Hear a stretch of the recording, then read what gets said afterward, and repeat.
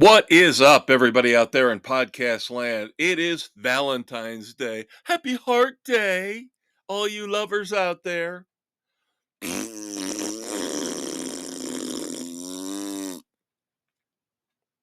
That's the official statement on this holiday, this fake, faux holiday, from your favorite politically incorrect podcast, Sports Frenzy 2.0. I'm not bitter. No, I'm not bitter. I'm the Maestro, Kevin Crane. Glad to have you aboard, as we always are, each and every late Wednesday, early Thursday, and of course with the weekend edition, your Saturday morning hangover cure every Saturday morning. I feel like we should do a special episode this week. Thursday morning hangover cure. With all the hearts broken and the misery that love causes today. But instead, you get this. You get sports. You get us ranting and raving about the stupidity, idiocy, and of course, the greatness in the world of sports. Now, Dave, of course, my brother from another mother, the conquistador Dave Height, is off today. Not just because of the whole lovey-dovey thing. There's religious stuff going on. It's just a good week for him to take off. So, yes, you're stuck with me in the arguably the most boring week in the world of sports every year, but don't worry, I have got plenty to liven things up. We will go through the Super Bowl, recap what happened there. We'll look ahead to the Daytona 500 this Sunday. We, of course, have a few dumbasses. Most of this episode will be NFL. And just keep that in mind, because that's probably the last time we're going to be saying that for at least 3 or 4 months. Now, of course, we do have the draft. We do have free agency coming up. So you'll get an occasional blip on the radar when it comes to the NFL. But this is probably the last week for a while where the NFL holds court. So, of course, we start with Super Bowl 58. The Kansas City Chiefs come back and win in overtime 25-22. Now, it's been a few days, so I'm not going to bore you with the same takes that all the other sports pundits out there have been throwing at you, but we'll look at some of the unusual things. Check out the weekend edition where we break down the Super Bowl ads. We save that for our pop culture and entertainment episode. But of course, we've got the Hall of Fame to talk about. A great, great, great year for the Bears. We've got all the awards from the 23-24 season to discuss. But again, let's look at the game. I don't think Kyle Shanahan did anything wrong with his choice to take the ball first in overtime. I find it amazing that people they have no clue about the overtime rules. Yes, they have changed a lot over the last handful of years. But I've got to believe that there are enough football fans out there who pay attention to rules changes that they knew that things ever since the Bills Chiefs game a few years ago, they wanted to find a way to make sure in the playoffs both teams got the ball. Both teams had a shot at getting the ball on offense and scoring. And this whole faux controversy about Well, nobody knew the rules. This person on the 49ers didn't know the rules. Supposedly, this coach didn't know the rules. I don't believe that for a second.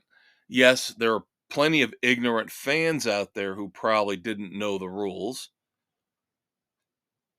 who are more interested in Usher getting married after the game or Taylor Swift and the beautiful, gorgeous Blake Lively up there in the luxury boxes rooting on Travis Kelce, who basically came about 2 seconds away from being arrested for assault on his coach. But I digress.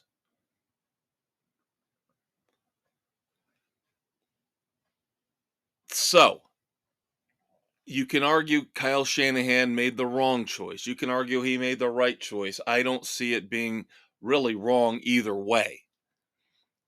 If he defers, then yes, he knows what his team has to do when they get the ball back. But taking the ball first means he gets to dictate the rest of the game. He gets to dictate whether the Chiefs can play conservative and go for a field goal or go for a touchdown with a 2-point conversion, which is something I was hearing a lot of today, is that Andy Reid was going to go for two if he had to. If San Francisco had gone down, scored a touchdown first, and then the Chiefs come back, score a touchdown, Reid was going to go for two. Win or lose the game right then and there. So I think this is kind of a controversy about nothing. Dull game in the first half. I don't think you can argue that. Very dull game in the first half. A little bit sloppy if you want to look at turnovers. Of course, the muff punt was the big turnover, but you could also look at Christian McCaffrey, even though he had a phenomenal game otherwise. His fumble on that opening drive killed the momentum right away for the 49ers, even though they still held on, got a double-digit lead later on in the game. That was a killer, an absolute killer. The way the 49ers marched down the field to start the game, they were heading for a touchdown, and that would have really been a gut punch to the Chiefs. But these are the things. This is why they play 60 minutes, or in this case, a lot more. Every play matters. Doesn't matter if it's the fourth quarter, overtime, first quarter, third quarter. Every play matters. The analytics geeks who say that momentum isn't a thing, they're ridiculous. They are stupid beyond belief. And in a lot of cases, they destroy our sports that we love. And yes, I'm a bitter old school fan. Look how many coaches over the last few years lost their jobs because they keep going for it on 4th and 2, 4th and 3, 4th and 5, because the numbers say you should. The analytics geeks say you should. Screw the analytics geeks. They're idiots. They're nerds. They never played these games, probably for the most part.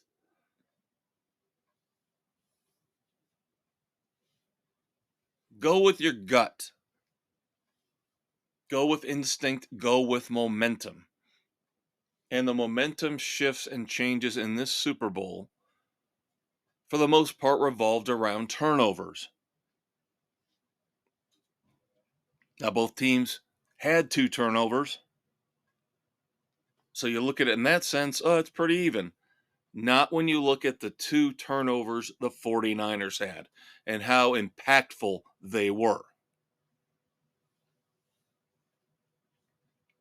Now, we're going to look in hindsight, based on some of the things we've heard over the last day or two after the Super Bowl. News just came out as we're taping here late afternoon on Valentine's Day, February the 14th. Steve Wilkes, defensive coordinator for the 49ers, has been fired after one season. And if you think that's shocking, you haven't been watching the 49ers this year. And they have been on national TV a hell of a lot. And I'm talking here from the Sports Frenzy studios in the upper Midwest. And I think I have seen my fair share of the 49ers this year, probably counting the playoffs, at least 13 games, 14 games with the 49ers involved. That defense underperformed. They came out hot in the Super Bowl. But if you give that little speech, you talk to the media like Steve Wilkes did, and you say, well, we didn't perform well enough. We've got to step it up. We've got to do better. And okay, you lit a fire under their asses for a quarter, 2 quarters. Can you sustain that momentum? Can you sustain that energy? Even Chase Young, who has been a bum for the 49ers ever since they acquired him from the Commanders. He has been a bum, played fairly well in the first half of the Super Bowl.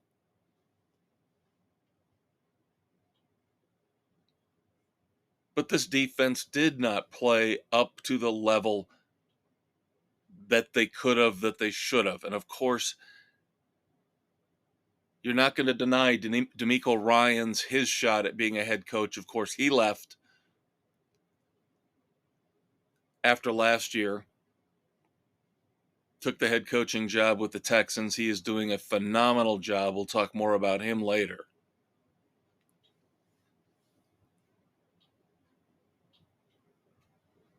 But I don't see this defense playing as, I won't say poorly, but as underwhelming as they played, especially in the second half of the season and the postseason, as they did under Steve Wilkes. So no shock that the 49ers fired Steve Wilkes as their defensive coordinator. Now they're behind the 8 ball now. They're behind the game because everybody else has already got their coordinators and their staffs, for the most part, filled out. So now, unless John Lynch and Kyle Shanahan already have a plan in place for who they want to take over that defense, it's going to be a little bit of a tricky proposition to bring in a top-level talent to fill that role. Now, the good thing is it is a prestige position right now with a lot of great players on that side of the ball. And of course, ridiculous little side story, but I was in the grocery store of all places the other day, hearing a couple guys, one of them an employee of the store and another a customer, talking about the Super Bowl. And I have to tell you, I had to hold myself back. You know how the grocery store is, unless you live in some bougie neighborhood where half the people who come through the doors are buying sushi. You know what kind of people you're dealing with, the commoners, you're dealing with the miscreants of the world. So I'm probably one of them, and you are too. I'm wandering down the aisles, not exactly dressed to partay, let's put it that way. Baseball cap, winter coat. Hear these guys talking, and I so much wanted to jump in because they were so wrong in their analysis of the 49ers. So wrong.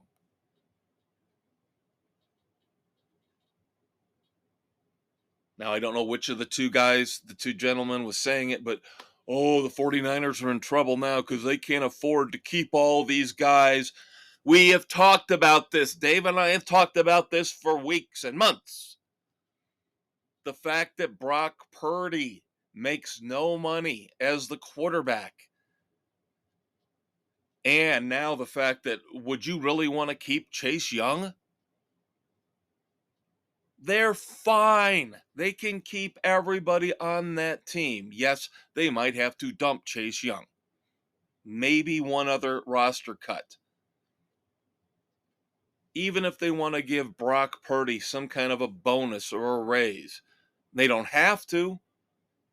He's still got 2 years left on that deal where he signed at the very end of the draft as Mr. Irrelevant.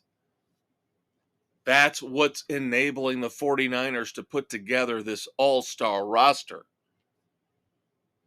And I so much wanted to jump into the conversation and say, you're fucking stupid. You don't understand how the salary cap works. Brock Purdy is making nothing. He might be a household name now after the way he's played the last year and a half, but he makes no money. He will eventually. And we can flip this around and look at the Kansas City Chiefs in the same light. Their quarterback makes a shit ton of money, roughly $50 million a year. And that's why Chris Jones is probably going to go away. That's why they had to let Tyreek Hill go. But the structure is in place. The coaching staff is in place. By the way, Steve Spagnuolo, absolutely, after an absolutely phenomenal year coaching up that defense, gets a much deserved extension to stick around with Kansas City and run that defense. But it's almost apples and oranges, even though both teams are great. The front offices have to approach the teams different ways. John Lynch has a lot more flexibility because of Brock Purdy, whereas the Chiefs kind of have to make tough decisions each and every year. Again, the difference: defensive coordinator, one gets fired, one gets an extension. Head coach, one wins his third Super Bowl, the other one still looking for his first, having to answer questions about his coaching decisions in yet another Super Bowl.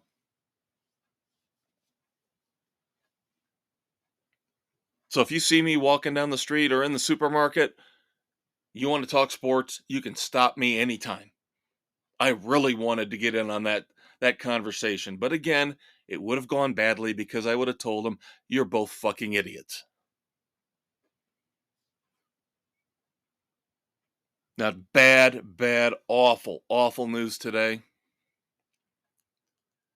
Of course, the Chiefs had their victory parade in Kansas City.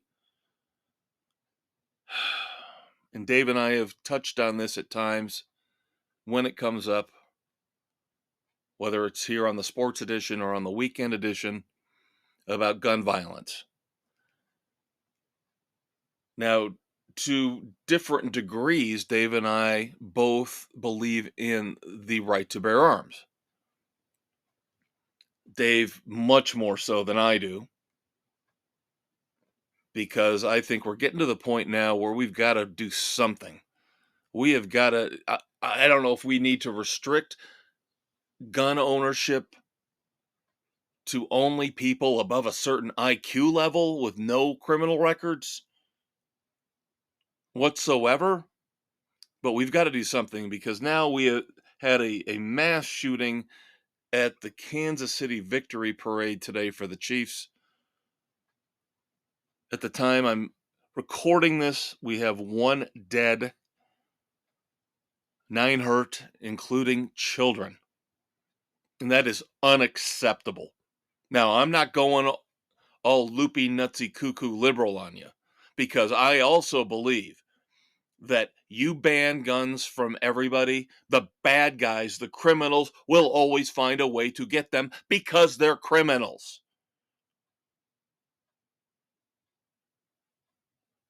Easy peasy lemon squeezy. Doesn't take a rocket scientist to figure that out. Criminals will always find a way. So you cannot take the right to protect yourself away from the common, good, law-abiding citizen.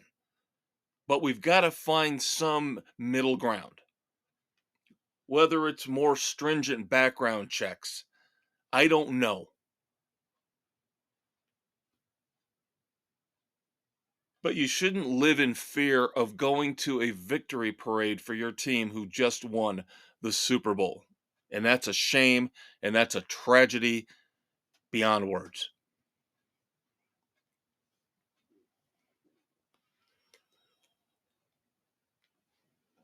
Now, of course, we cannot go without talking about Travis Kelce and Taylor Swift. Now, I mentioned earlier, just alluded to it. Shocking development on the sidelines with Travis Kelce pretty much getting shut down completely in the first half. I believe he had one catch in the first half, yelling at and bumping into his head coach, Andy Reid. Yes, there's the heat of the moment. Yes, they've worked together for years and years. They know each other. Nobody's saying that this was a deeply rooted antagonistic move. It was a heat of the moment, passionate thing, but still wrong beyond belief. And you can say what you want about the wonderful romance between Taylor Swift and Travis Kelce. And I know if you distill it down, they really don't show her all that much on TV during Chiefs games. Less than a minute of her on screen during the Super Bowl. So I'm not going there per se, but I will say this. Isn't it remarkable if you look at all the games ever since this relationship became public and she started showing up at Chiefs games, how Travis Kelce became unbelievably schizophrenic on the field, was not the consistent Hall of Fame, possibly greatest tight end ever over the last half of the season and the playoffs. Now we see sideline behavior from him recently that you could also call schizophrenic, moody, violent, 1 minute, gleeful the next.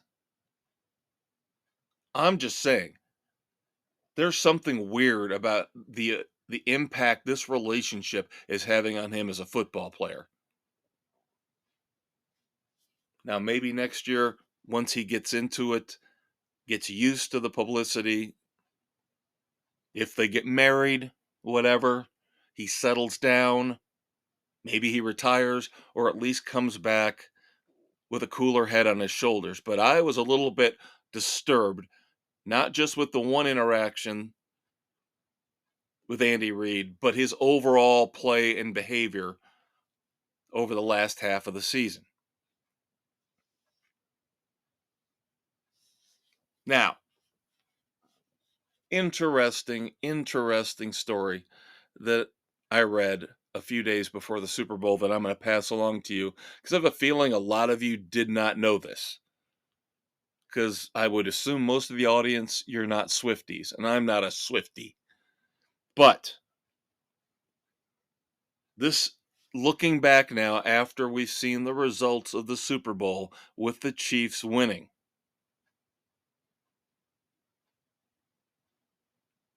I got this off of Yahoo Sports. Taylor Swift's lucky number has been 13 ever since she was born on December the 13th, 1989. So let's look at some interesting numbers from this Super Bowl that might tell you there was something more at work beyond just the football gods. Super Bowl 58, of course, is the game that was just played. What is 5 plus 8? 13. The game was played on February the 11th, otherwise known as 2/11. 2 plus 11, 13. Chiefs played, of course, the 49ers. What is 4 plus 9? 13. Niners were a 1 seed in the NFC, where the Chiefs were a 3 seed in the AFC. Put the 1 and the 3 together. What do you get? Yes. Yes. Creep me out. 13. Final one I'm going to pass along to you.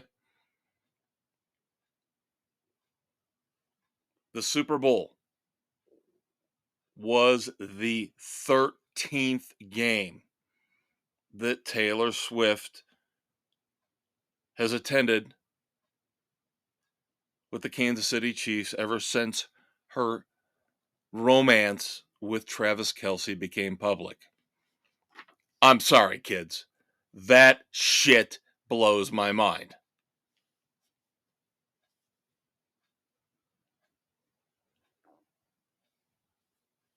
I don't know. I'm a big conspiracy person. I don't believe things are fixed.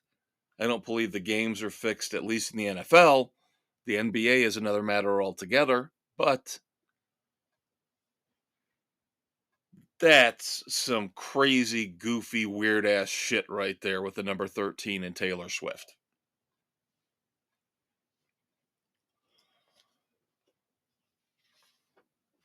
All right, let's talk about some of the other stories in the NFL. Interesting candidates for the Cowboys defensive coordinator position. Of course, Dan Quinn left to take over as the head coach of the Washington Commanders. Rex Ryan was interviewed. Sexy Rexy and the foot fetish. But they end up going with former Vikings head coach Mike Zimmer. And as I mentioned, with the 49ers firing Steve Wilkes, the talent pool for these coordinator positions getting thin. Maybe Rex Ryan gets a shot in San Francisco. Again, I know John Lynch has got to have a plan. That man is too smart to not have a plan. I can't believe they would just fire Steve Wilkes, even though he deserved it, without having some kind of an idea of who they could go after to replace him.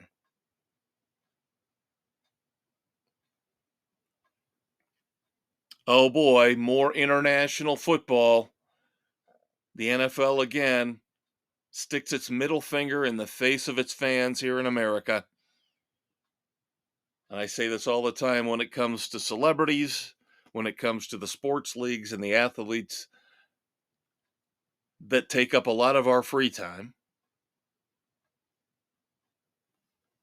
They don't care about us. Ticket prices skyrocket. They force feed political slogans, politically correct taglines on helmets and in end zones.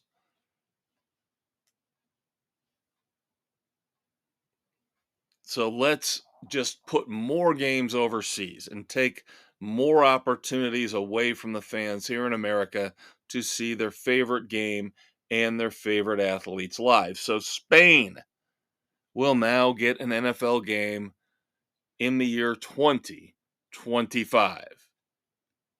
Ole! And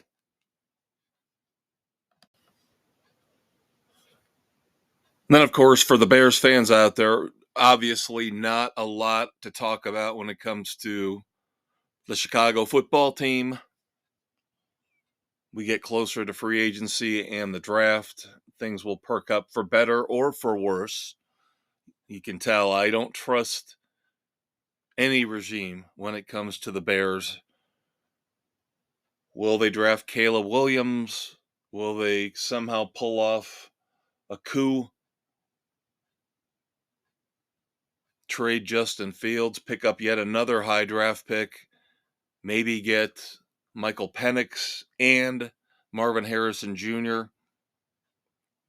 We shall see. But right now, the only interesting news that even remotely involves the Bears outside of the Hall of Fame, and that's coming, is that once again, the Bears were proven to be idiots, as now the guy they moved up one spot in the draft years ago. Remember moving up from 3 to 2? Panic move to draft Mitchell Trubisky out of North Carolina. Well, Mitchell Trubisky has now been released by the Pittsburgh Steelers. So if you're keeping track at home, Mitch Trubisky has gone through 3 NFL teams and still has never been able to prove himself as a capable NFL quarterback. I guess it could be worse if one of these teams had picked up Trubisky and he turned out to be very good to great.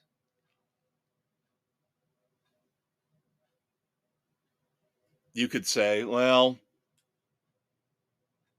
you really got to blame the coaching staff. They didn't know what to do with him. Now it just looks like Mitchell Trubisky sucks ass. And that still reflects badly on the Bears because they thought he was going to be a great, great top level quarterback. And again, keep in mind North Carolina, because I'm scared to death hearing rumors, not from everywhere, but a few places about what the Bears are going to do at the top of the draft here coming up in a few months. And one source, I believe it was Yahoo Sports, in a mock draft here posted recently, says they will take Drake May at number 1 out of North Carolina. No! Like this ad campaign we had to deal with over the last couple of weeks leading up to the Super Bowl with Reese's peanut butter cups are making changes and people going, no! That's how I feel about drafting Drake May. No! I'd rather keep Justin Fields and build around him. If those are my only 2 options, obviously more options are available to the Bears, but it is the Bears, so we hope they don't fuck it up. Go back to the Super Bowl for just a second, just to let you guys know. And of course, Dave and I have talked about this, and we're skeptical because every show, every sporting event, record-setting audience, think about it. You guys have probably seen the stories just as often as Dave and I have. Every sporting event, not just football, basketball, every sporting event, every show, whether it's on streaming, whether it's on network TV. Oh, most watched ever, most watched. Somebody's lying to us because there's no way all of these events and all these shows are the most watched ever. No way. Now, I do believe that this Super Bowl was probably the most watched ever. Now, the numbers came out 123.4 million viewers, which is, yes, a record. Most viewers since, believe it or not, the moon landing, which we all know was faked. Just kidding. Kind of.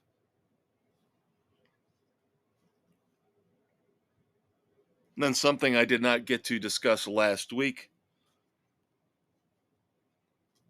My Buccaneers have a new offensive coordinator. Of course, Dave Canales left to take over as head coach of the Carolina Panthers. God bless you. If you make it a year, I'll be shocked.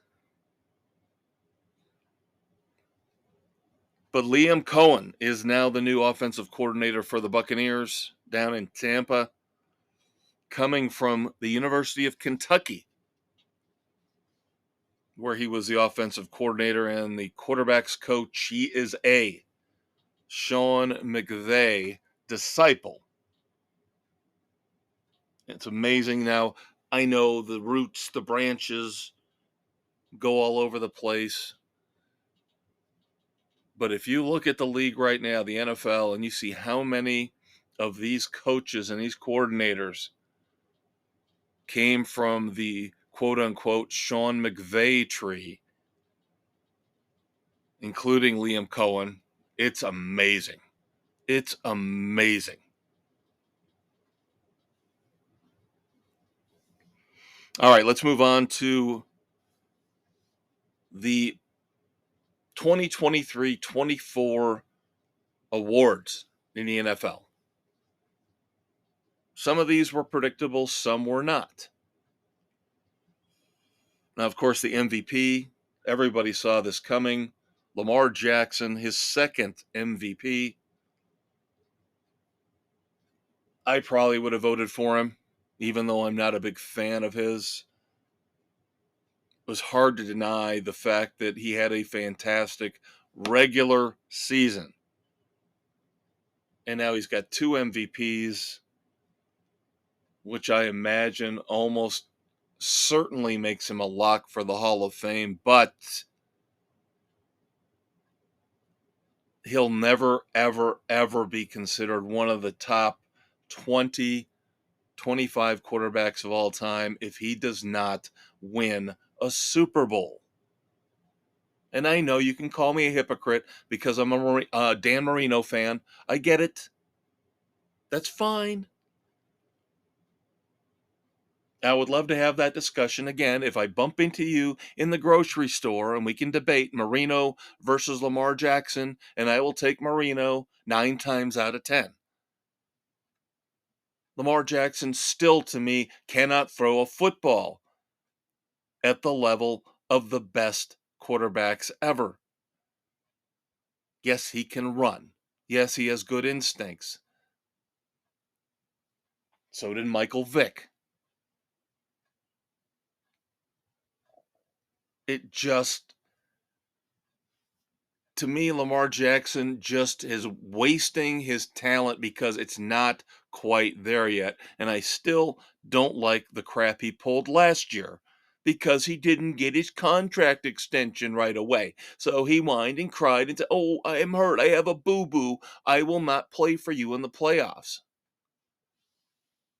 I still think we have brushed that under the carpet way too quickly. I'm old. I hold grudges. And as a sports fan, that's a grudge I will hold against Lamar Jackson forever.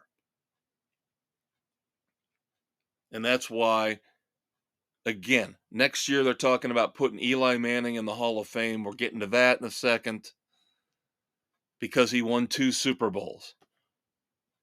What the hell did he do otherwise? He was never MVP of the league.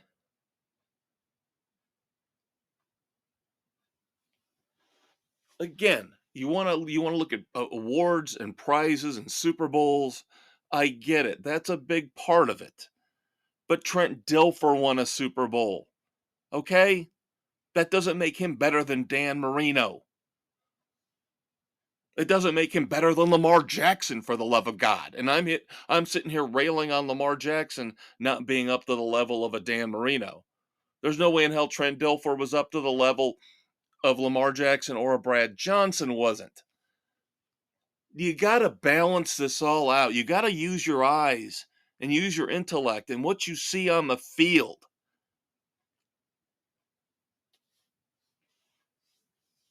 And it's also a team game. You have got to look at the other players around these quarterbacks. And I'll be the first to admit, I don't think Baltimore has really surrounded Lamar Jackson with a lot of offensive talent.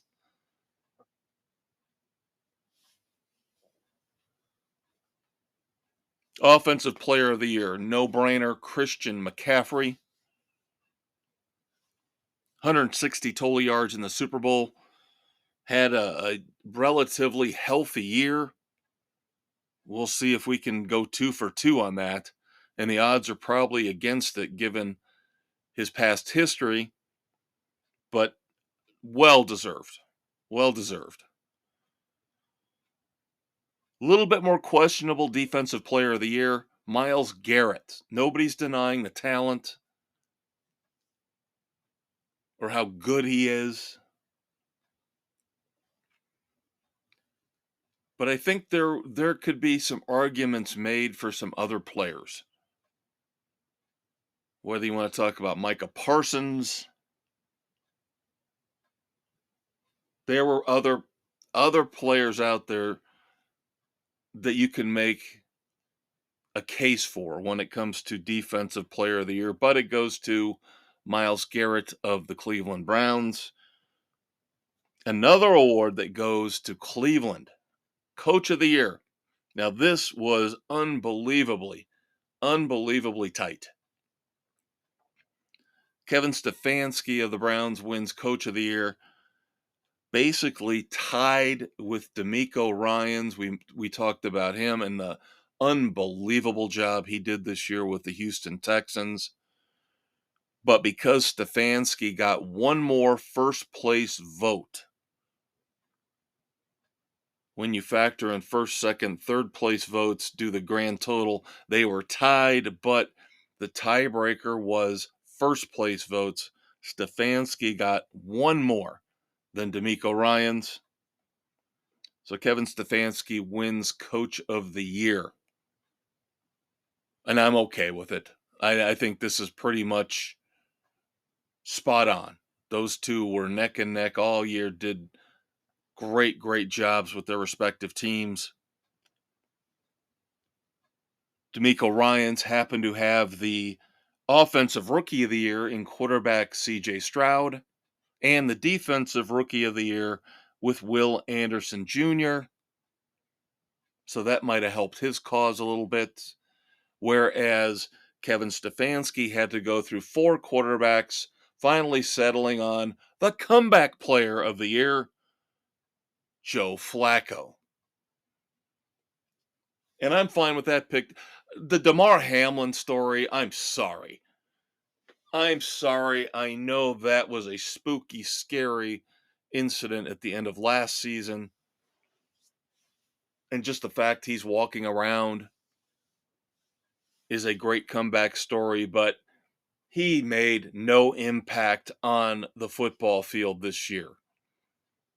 Joe Flacco at least came back and got the Browns into the playoffs while sitting at home on his couch. So we can all praise Damar Hamlin for his courage and his guts fighting himself back into shape, into life. But let's actually talk about the sport itself. He was not impactful at all on the field. It's a feel good story. And I hate feel good stories. Yeah, I am admitting it. I hate feel good stories. Whether it's movies, whether it's books, whether it's in sports, real life, I hate feel good stories because there's usually some kind of an agenda behind said feel good story.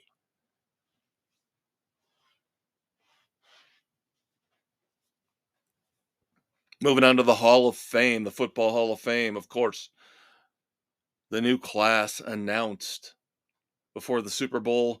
Great and glorious day for the Chicago Bears. About time we got some much needed good news. 7 new members of the Football Hall of Fame, including 2 Chicago Bears legends and another player who may be more well known for another team, but still contributed significantly for a few years to the Chicago Bears. But the two legendary guys who we all consider Bears, Devin Hester, greatest return man of all time, finally gets in the Hall of Fame. And another member from the greatest football team of all time, the 1985 Chicago Bears, Steve Mongo McMichael, is in the Football Hall of Fame. Let's hope his health holds out and he can be at the ceremony, the enshrinement. Very, very poor health right now for Mongo. So we are praying for you, Steve. You get there, you make it through. We want you, we need you at that ceremony. And then, of course, the other member of the Football Hall of Fame, the new class who I'm referring to, who contributed a little bit to the Bears, but more well known for his time with the Carolina Panthers, was, of course, Julius Peppers. Another sack meister, Dwight Freeney, predominantly of the Colts, makes it into the Hall of Fame. Patrick Willis, shorter career, but very impactful with the 49ers. Patrick Willis is in the Hall of Fame. Randy Gradishar, old schoolers like me know him. The one I have a problem with, not so much because he's not deserving, but because we have talked year after year on this podcast about the glut, the backlog that we have at the wide receiver position when it comes to Hall of Famers. Torrey Holt needs to be in the Hall of Fame from the greatest show on turf. That St. Louis Rams team with Kurt Warner and Isaac Bruce, Marshall Faulk. Torrey Holt needs to be in the Hall of Fame, but somehow he gets passed over, and instead they go with one receiver, and it ends up being Andre Johnson. Again, talk about the impact of the player in the game. Okay? What did Andre Johnson really ever do? He accumulated statistics. In many ways, I know Calvin Johnson for the Lions is in the Hall of Fame now. Calvin Johnson's numbers are a little bit more impressive, but still, same type of thing. What did these players do in terms of elevating their team? What did they do? The Texans have really never gotten that far in their history in the playoffs. The Lions never got that far with Calvin Johnson in the playoffs. When they actually made the playoffs, I think at some point you have got to separate, use success as a tool of separation. Not just, sorry, term Dave and I like to use, a stat whore. And I'm sorry, Andre Johnson is a stat whore. He's a compiler, he's an accumulator. That's all he is. Yes, the stats are impressive, but again, what did the Texans do with him as one of the top receivers in the league? Nothing. Nothing. Torrey Holt at least won a Super Bowl and was part of one of the better, I won't say greatest, but one of the better teams of all time with that St. Louis Rams squad. So I have problems with Andre Johnson getting in ahead, not getting in, but getting in ahead of the likes of Torrey Holt. All right, let's move on to the college game. Interesting hiring by the University of Michigan for their new defensive coordinator. They take Wink Martindale, who was, some would say, dismissed, some would say resigned, as the defensive coordinator of the New York Giants in the NFL. Now, my question is, given a lot of the things we've heard about Wink Martindale, he's very gruff, very abrasive. How is he going to get along with college kids? So I'm wondering how this is going to work.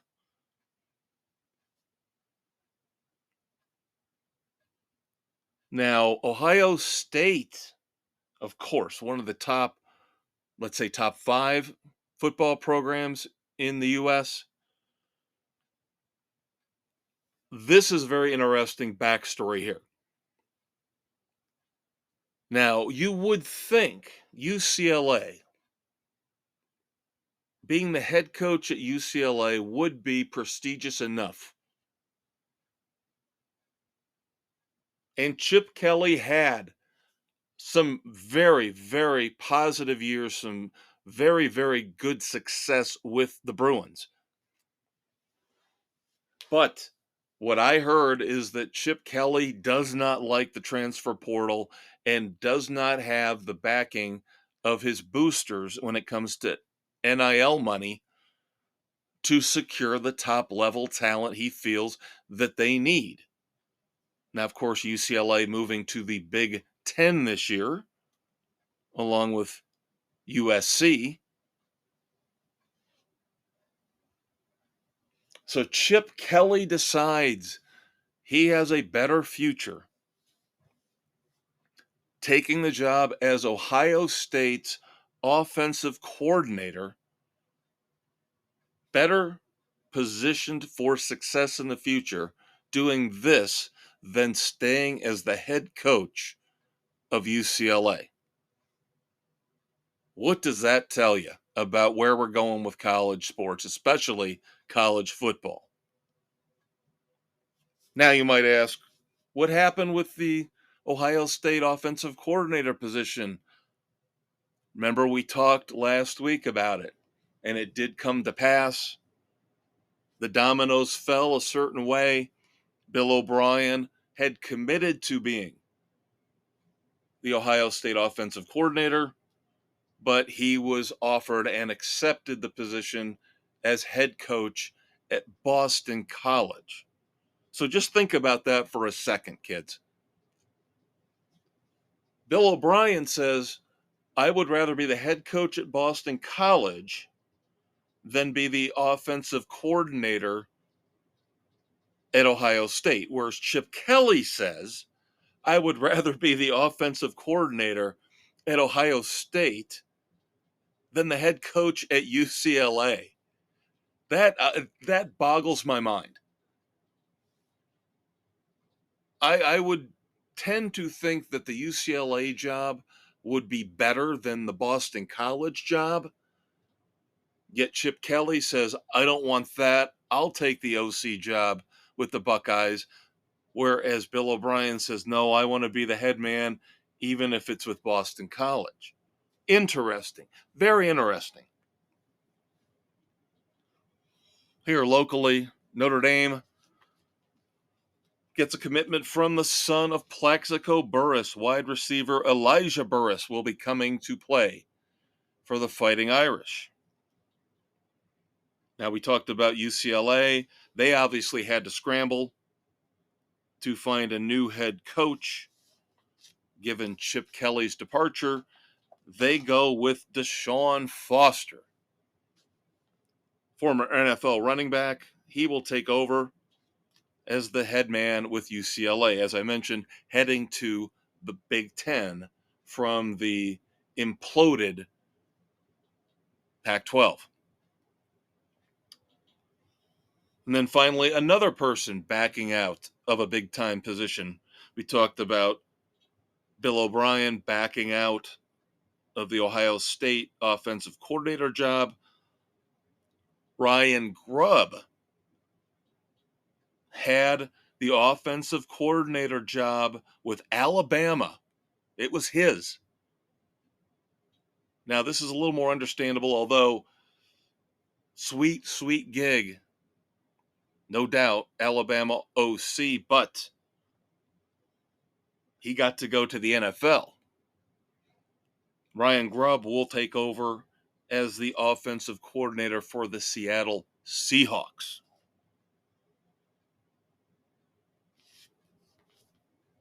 Whew, so there you go, kids. Football here. Been going on for about an hour about nothing but football. Now, I hope you like this new nonstop format. Get used to it because we're not going back. We're just going to keep running through. You can pause the podcast when you want. If you have to go to the bathroom, to go grab a beer, whatever, we'll let you decide when to stop and when to come back to us.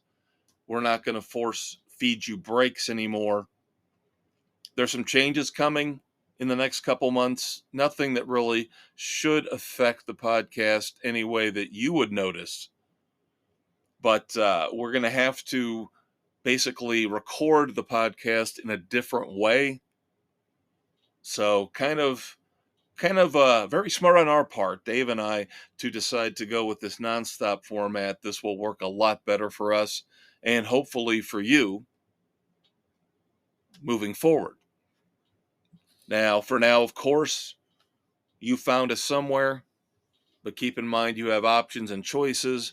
Sports Frenzy 2.0 is available on Spotify, Google, Radio Public. Unfortunately, with Radio Public, only until March the 31st, and they're shutting down. We're still on Pocket Cast, Apple, Overcast, Castbox, Amazon Music, Audible, and iHeartRadio. Then, of course, there is the Facebook page where you can find links to each and every sports episode and weekend edition episode. We will also, throughout the year, post our football picks. Obviously, not for a while now. Baseball picks coming up soon. And NASCAR picks. Daytona 500 picks are already out there. Now, Dave and I talked about those picks last week, so check out last week's sports edition if you want to hear our breakdown of the Daytona 500. Of course, Daytona, a little bit different than any other race, kind of like the Super Bowl where they stretch things out over a couple weeks. So, here on Valentine's Day, I am about 3.5 hours away from knowing who the pole sitter will be. They are running qualifying for the pole and the second position. Again, very unique how Daytona does things. Top two positions will be determined as I'm taping here later tonight. And then, of course, they run the duels, which are tomorrow night, Thursday, February the 15th, to determine the rest of the starting grid. So next week, Dave and I will be full force getting into the start of the 2024 NASCAR season. Now let's move on to baseball, where we're about, let's say 6 weeks away from the start of the season, and pitchers and catchers reporting here over the next few days. If it wasn't for the fucking Dodgers, I'd be excited. Plus the fact the Cubs are still sitting on their hands for the most part. I have a feeling they're trying to outlast Scott Boras when it comes to bringing back Cody Bellinger. So yes, we're all waiting on Scott Boras, that asshat, and his 4 big clients who still have not signed. Of course, I mentioned Cody Bellinger, Jordan Montgomery, Blake Snell, and Chapman. Those 4 guys are sitting out there still waiting for the big money contracts. And again, we're looking at pitchers and catchers reporting already. And this has now become the typical pattern. especially when it comes to Scott Boras and his clients.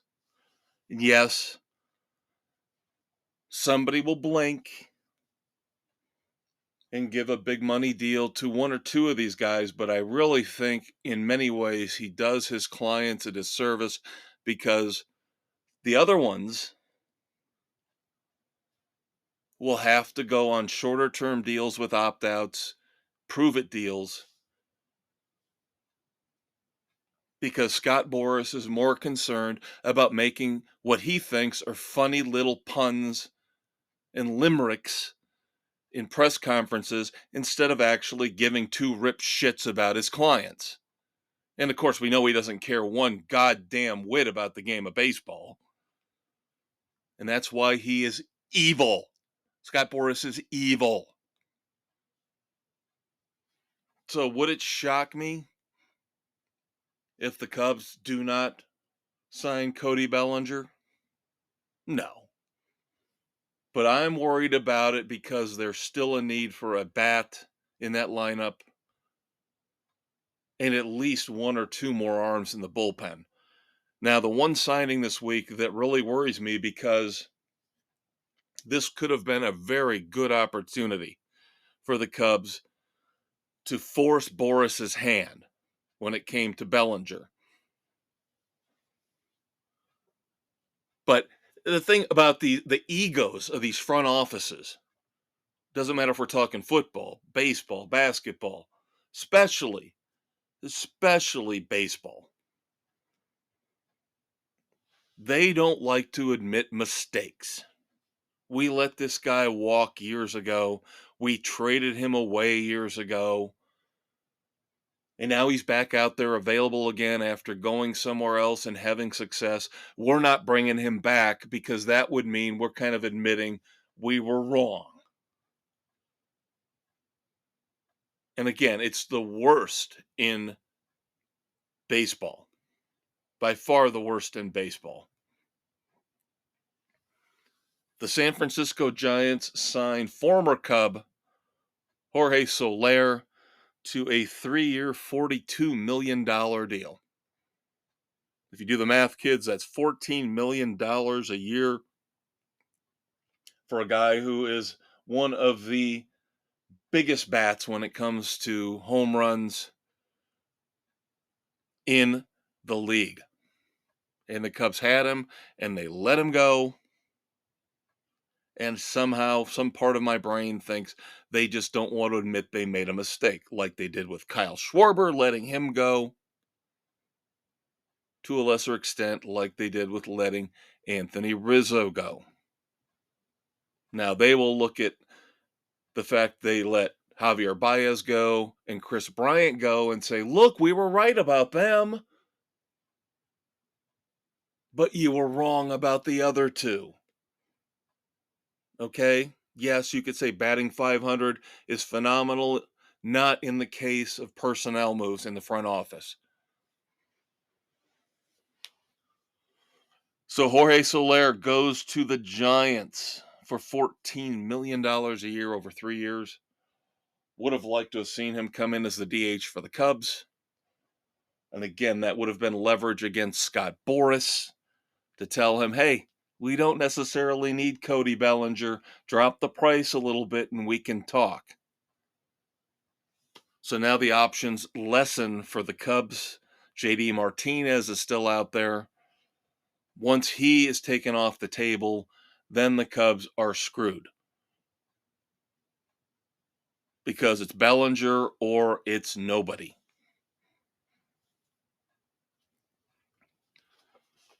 The Cubs' division rivals, the Brewers, keep making moves, trying to somehow piece together a decent team after letting Corbin Burns go, trading him in probably the biggest trade of the offseason to the Baltimore Orioles. So they bring in Jacob Eunice, I believe formerly of the Cardinals, another division rival, on a 1-year deal, supposedly, and I cannot, for some reason, get confirmation on this because it happened almost a week ago, but nobody will confirm a contract signing. Supposedly, the Brewers, though, are bringing in catcher Gary Sanchez as well. Now, we talked about Lamar Jackson. We talked about 2 MVPs. And we talked about, well, that pretty much locks him in for the Pro Football Hall of Fame, despite the fact he hasn't done a heck of a lot in the playoffs, in the postseason. Well, in baseball, Corey Kluber has retired. Let me just draw something of a comparison. Okay? Something of a comparison. I don't think it's apples to oranges, but it's not quite apples to apples either. Corey Kluber won 2 Cy Young Awards. Basically the MVP for the pitcher. Yes, you can win the MVP as a pitcher. I get that. But Corey Kluber won 2 Cy Young Awards, career ERA of 3.44, only 116 wins versus 77 losses, so not a terrible win-loss percentage. But again, nobody's putting Corey Kluber into the Baseball Hall of Fame anytime soon. But he won the most prestigious award for pitchers twice. Just something to think about. Now, a pitcher who is a lock for Cooperstown one day is Justin Verlander. Of course, going back to the Astros, talking like he wants to pitch for another couple years, thinking he can make it to 43. Speaking to Kenny Rogers, not the gambler, but Kenny Rogers, the former Major League Baseball pitcher who pitched until he was 43, trying to find out his secrets to longevity in the game of baseball. But not getting off to a great start here in 2024 is Justin Verlander. Got some shoulder issues that are putting him, as he says, behind schedule. May not be ready for opening day. I think the Astros are in good enough shape. They can be patient. I don't think anybody is freaking out about this if Verlander has to sit out the month of April even. I think the Astros will be just fine. Now, we talked about Kansas City, the Chiefs, and of course their success, 3 Super Bowls here in the last 5 years. How about the Kansas City Royals kind of trying to piggyback off of the Chiefs? The only 2 top level sports franchises in Kansas City are the Chiefs and the Royals. Now, both have had success fairly recently, obviously the Chiefs, but the Royals, remember, they were winning a World Series here not all that long ago. The problem is their model, like a lot of the middle to lower tier teams when it comes to payroll in Major League Baseball, build up a young core of players, get the most out of them while you can, and then let them walk or trade them. And that's what Kansas City did. But they got a World Series out of it. They got rings out of it. They got a trophy. Of course, Rob Manfred calls it a hunk of tin, the most prestigious award in all of baseball. That shows you what kind of a dipshit he is. But the Royals are trying to parlay this resurgence, thanks to the Chiefs, of Kansas City as a kind of sort of hotbed of sports. So they're looking at a new stadium for the Royals in 2028. They've got renderings out there. Doing my research on this, Pictures look great. Everything looks great except the one thing I couldn't get out of my reading, my research. Do they actually have financing locked in to actually build this stadium? Pretty important stuff. So, if I find out more, I will pass it along to all of you. Then finally in baseball, good news for the Texas Rangers. They have got one of the youngest, best players in the league. Flew under the radar pretty much until this past year when they won the trophy. They got their rings. They won the World Series. Adolis Garcia. This tells you how young he is when it comes to baseball. He is still under control, still going through arbitration with the Rangers despite the phenomenal year he put up. Good news is Rangers and Adolis Garcia bypass arbitration. Garcia agrees to a 2-year, $14 million deal. I know does not sound like a lot, but again, this is the economic system when it comes to Major League Baseball, for better or for worse. Now, he can reach, I believe, just above $20 million with certain incentives reached over this deal. Trust me, if he stays healthy, and I know that's an if, but if he stays healthy, he will cash in a few years down the road. He will get paid because he is damn good. And again, like I said, he kind of flew under the radar. I've been keeping an eye on him, being the fantasy baseball geek that I am. I've been looking at his numbers the last couple years. I knew he was really good. And now finally Bruce Bochy comes in and that team elevates to the next level. Now everybody knows how good Adolis Garcia is. All right, moving on to the NBA. We're heading into the All-Star break.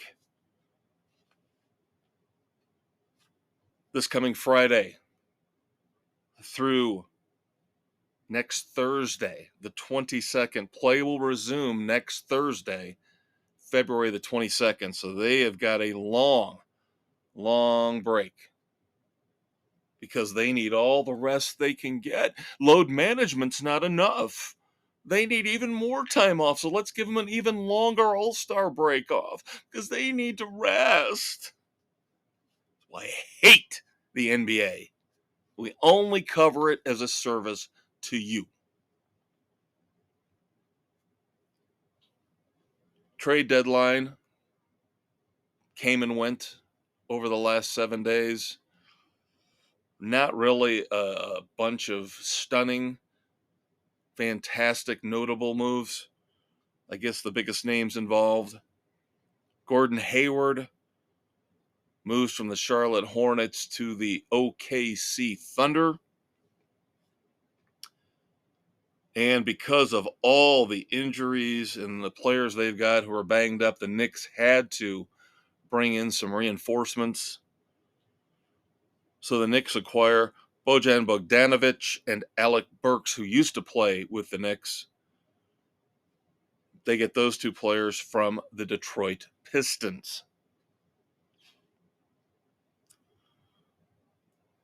And then my Orlando Magic still playing fairly well, but I would like to see them just get a little bit better, get out of that play-in tournament area in the standings.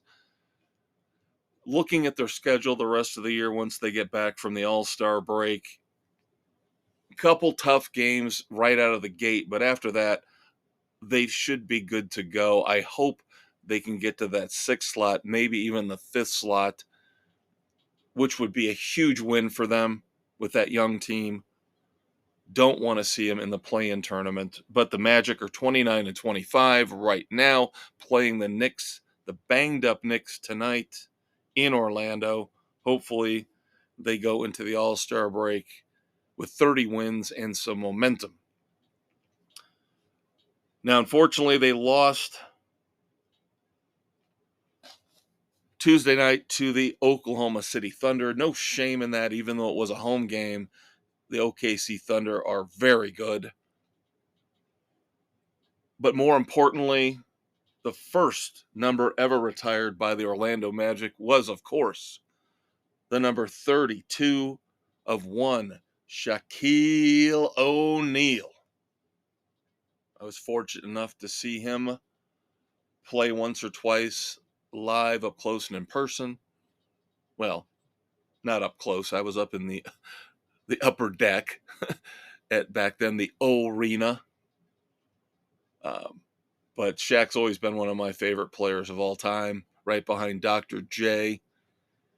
And very, very happy that the Magic decided to retire his number. Of course, Shaq now becomes one of a few players in NBA history to have his number retired by 3 teams, joining Wilt Chamberlain, Pistol Pete Maravich, and of course Bill Russell, whose number is retired by all teams. On the college hoop scene,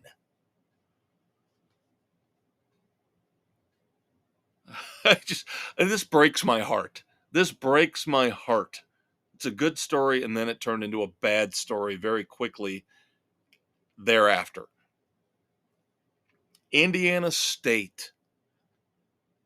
The Sycamores ranked for the first time in the AP poll since 1979, when the poll came out this past week. Ranked number 23. And then what did they do? Yes, they proceeded to lose and lose badly at home last night, February the 13th, to Illinois State. Ah! Ah! UConn, of course, still number 1, followed by Purdue in the AP poll. Locally, Notre Dame 8-16, and my Miami Hurricanes continue to flounder after a strong start to the season. They are headed, as I said last week, no doubt, to the NIT. Tough game tonight. I believe they're playing Clemson. Right now they're 15-9, probably looking at 15-10. Still have to play Duke and North Carolina. So again, Hurricanes, despite the fact they made the Final Four in the NCAA tournament last year, this year probably NIT bound. And then Ohio State fired their head coach today, Chris Holtmann. Now, Ohio State, as you know, with the football program, demand the highest level of excellence, and they have had some success with the basketball team on and off over the years. But right now, you could tell they weren't heading in the right direction. So Ohio State fires head coach Chris Holtmann. I'll do this for Dave. The Blackhawks, 14-36-3, 31 points. Unfortunately, still last in the entire NHL when it comes to points. Good news, Connor Bedard, their sensational rookie, should be back very soon. I thought this would be coming out sooner, but again, we talked about the announcement last week of this massive sports streaming service where we're bringing in ESPN and Fox and Warner Brothers Discovery. So maybe that's the reason why ESPN's standalone streaming service, which we thought we would see this year, has now been delayed, from what I have been reading, until the fall of 2025.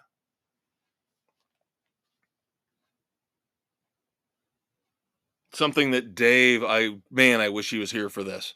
I know he would, I don't want to say stroke out, but he would get very, very upset, red-faced, throbbing temples because we all know how much he loves streaming. And we all know his reaction when Peacock got that exclusive playoff game here this past season. Well, now guess who gets an exclusive NFL playoff game for the 2024-25 season? Amazon.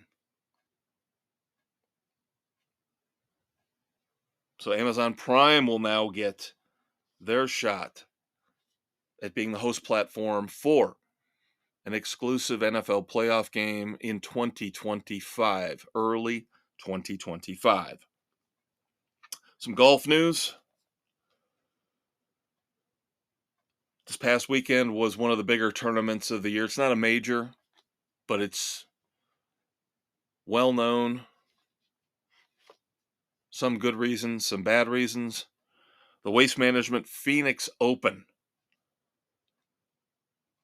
Most notable for its massive crowds, Friday and Saturday crowds each day, upwards of 200,000 people. And they get drunk and they get rowdy. And this year was probably the worst ever, as now we have heard in the aftermath, changes are coming. Golfers, a couple golfers had interactions, not positive interactions with the fans, because normally, of course, there's golf etiquette where you're supposed to be quiet to let the golfers concentrate and hit their shots. And it seems like that does not come into play at all at the Waste Management Phoenix Open. So the golfers were getting into it with the fans who were yelling and berating them, and again, drunk off their asses. One woman, reports said, fell at the 16th, which is kind of like a stadium hole with multi-tiered seating.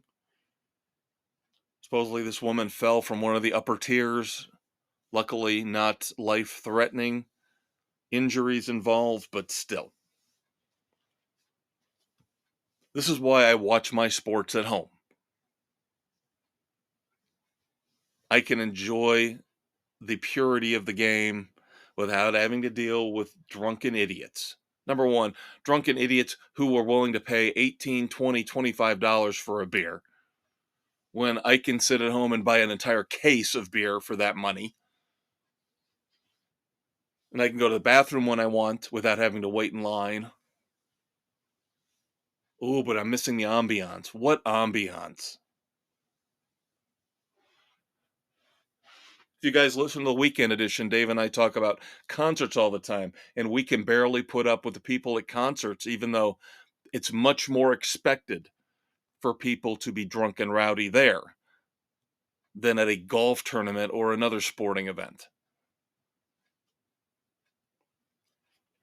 And then, of course, my buddy Tiger Woods partnering with TaylorMade